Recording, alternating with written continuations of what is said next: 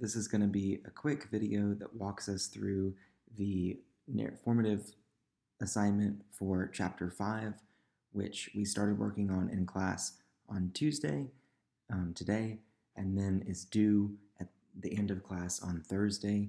Remember that this is a formative assignment. It's 25 points, so it's a quiz grade, and it will be due, I'll grade it at the end of Thursday, so please make sure that you get this finished on time so that we can get those grades in. This video is just going to walk us through that assignment so that everyone is on the same page about what they have to do. All right, to access that assignment, I'm going to navigate to Google Classroom and go over to the Classwork tab. From there, I'm going to go down to Formative Assessment, Chapter 5 Analysis, and then click on the Chapter 5 Analysis document, which opens up your copy of the text for this document. So it's called Text-Dependent Questions, A Long Walk to Water, Chapter 5. So this assignment has 3 parts, one on word meaning, one on setting, character, and plot, and one on point of view. I'll walk us through each of those as we go through it. So this first part is word meaning. We practiced this all year, so you should feel pretty confident about this by now. In this first question, I'm asking you to read an excerpt from page 31. This is in Chapter 5. Every section, or every quote in this assignment is from Chapter 5. So if you haven't read Chapter 5 or missed that part of the class, it's probably a good idea to read Chapter 5 before you do this assignment. So we have, he, being Salva, rubbed his eyes, rose, and stumbled after Mariel as they began walking again. So for this question, tell me what the word stumbled means in this sentence, what tone and meaning are being conveyed to the reader in this sentence. So we have 4 options there. One of those is correct, and one of those gives us the tone and meaning of the word stumbled in this context, and the rest of those do not. So highlight the one that does. Second one, reread this excerpt from page 26. When both tribes were so busy struggling for survival that the fighting occurred far less often. So this is from Nia's story when her family moves to the lake. So look up the dictionary definition of occurred. There will probably be several definitions, and paste the definition that fits the context for occurred in this sentence. So the usage for occurred in this sentence. All right, moving down. Remember the essential question for our unit on setting, plot, and character is how does the setting shape the characters and plot in this novel? So how does the setting have an impact on the characters and plot? So you're answering that for this assignment by filling out this chart here.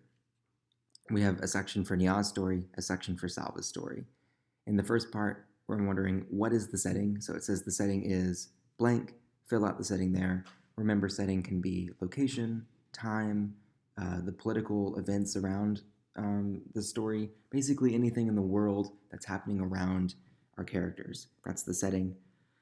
Second question, in this setting, Nia has to do, so what action is she doing? It's easy for Nia because she's doing the same action every day in this story. And then in this setting, what kind of person does Nia have to be? What character traits does she demonstrate as a result of this setting? Make sure when you're answering these that it's things that are specific to this setting. So don't say something like, Nia breathes, because she would breathe in any setting, right? I know that's a stupid example, but you gotta talk about things that are specific to this setting. All right. Same thing for Salva's story. Finish that section there. The setting is blank. What does he have to do in this setting? What kind of person does he have to be? Finally, we have point of view. This is from a conversation between Mariel and Salva in the middle of Chapter 5. So it's on page 30 and 31. So Mariel and Salva are talking about their journey so far, and it becomes evident through their conversation that Mariel feels one way about the journey, Salva feels another way. They have different attitudes about it. So in this box, tell me about their attitudes.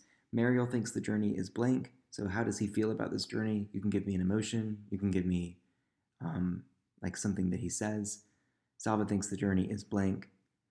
And we know this for both of these boxes. We know their point of view because, and then it has a blank. So give me evidence from the text in the form of a quotation from the text that tells you what their point of view is.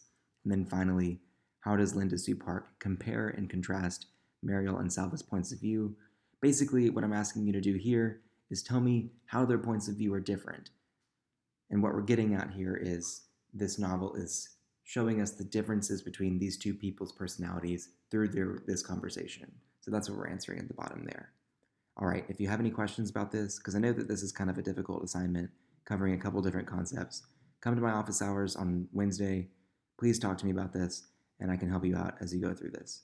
All right, have a great rest of your week until you turn this in. Bye.